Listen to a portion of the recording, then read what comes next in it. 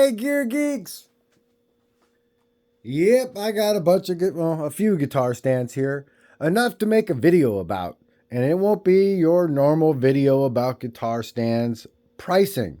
This is not going to be about structure quality. Well, a little bit. Mainly what it's going to be about usage. The usage of your stands. Normally, you have your guitar in a case, maybe in a closet, and you want to get it closer to where you practice, so maybe you stick it on the wall. But even on the wall, it's not close enough to your seat. Think. So you get one of these stands, and that's where this video comes in. The different usage of the stands. So really ain't going to be about pricing. It's really going to be about usage. And these wall hangers, they're usually a U-shaped one like this. Telecasters don't do good in those kind of wall hangers. This kind of wall hanger, this type, where when the weight gets put on the mechanism, it locks in the guitar. And this one really works good for, again, Telecasters, which is really the hardest guitar because it doesn't have a bite on the headstock. But I have an assortment here of guitar stands, and you would think, well, yeah, a guitar stand's all about price. And it could be. These ultimate stands for one guitar holder are quite pricey. But what makes these good is you could twist this knob and allows you to break the legs down. You have a flip where you flip in, the pipe of the headstock goes down or up depending on how large your guitar is to hold it in here. You see this one is the V-shaped kind, and you'd stick this flap on there to hold the guitar. These are really nice. The problem with these is this gets loose after using it, for tucking it away and getting it so it doesn't take up, because sitting on the ground, it takes up the most room. You see the other one that's over there, right there. You see how big of a floor area it takes up. And when you break it down, it just becomes a pipe, which is very convenient. This wears out a lot of times. This flips over. You break this thing down, it's a pipe. But when this wears out, and you go to stick a 10-pound guitar on that stand, it fails. It literally falls down. This is a different one. It's a little better. Supposedly it doesn't fail as much, but I'm not going to break it down. So unfortunately, the stand that you should be able to break down well doesn't break down well. Holds the guitar really good. You can see this one collapses and holds the neck, which is great unless there's an earthquake. But this stand, watch. If you bump into that, the guitar is not going to fall down. The downside of this guitar, it is expensive, $50-ish. It takes up a lot of room. And when it comes to stacking, which is my favorite thing with guitar stands, stacking a few different guitars, this takes up the most room. And one of the things that gets me is moving this. Yes, you can pick it up like this and move it. But you almost have to do this. Almost. So that's a lack of convenience.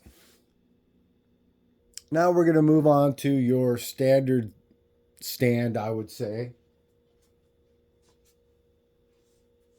These stands have been out for the longest amount of time. They break down into a solid tube as well. Some of these collapse, some of these collapse. Not this. Very inexpensive, probably 10, 15 bucks. Um, but safe this way, not safe this way. If you bump into this guitar, which has happened to my 1969 Gold Top Les Paul, my mom knocked it over and it just hit the ground and went boom, boom, boom. The neck did not break. I was the luckiest, one of the luckier days of my life. This stand, the traditional older stand, you could stack guitars really well with it. I will example, but you could pick this thing up. The easiest and the best of most guitar stands. I do not know of a guitar stand that you could pick up and carry more easily than this guitar stand. Let me do one more before I move on. We're going to go to that A-frame, which is, I don't know, $6, $7 each. These wall hangers, which are really nice to get the guitar out of the way, is the best thing, is throwing it on the wall, other than having it in a case off to the side. But this is really nice. These hangers are 25 bucks a piece. Your ultimate stand, very strong, but very expensive, and they can collapse on you. Original styles are great. Very few complaints actually ever. Now these A-frame ones came up. Now what would you use for this? Well, the footprint of it is really small. You could see the other one behind it. Doesn't take up a lot of space.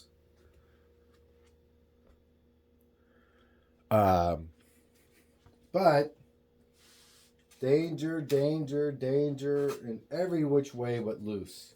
Every which way but loose. I am extremely scared of that guitar stand.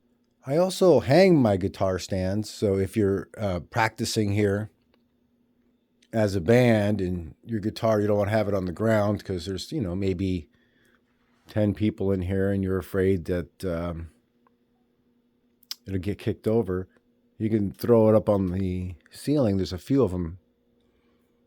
There's another one there, but basically everywhere you would stand, there would be one.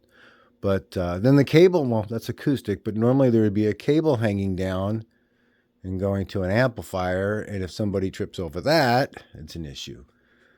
So there's always going to be an issue, no matter how you get the thing out of your way, the guitar, your equipment. Let's go to this A-frame. So if you thought the Les Paul on the A-frame was sketchy, this is even worse. But what you can do with these things is really stack the guitars. As you see right here, these guitars are super close. The legs of the stand are in between them. And so for space, that's really good.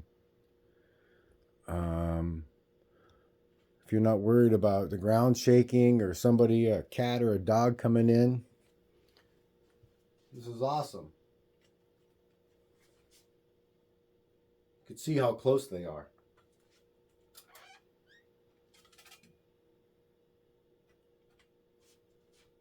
And inexpensive the stands are, but sketchy to have them sitting there. And look at me trying to move the guitar. I would have to pick up the other stand.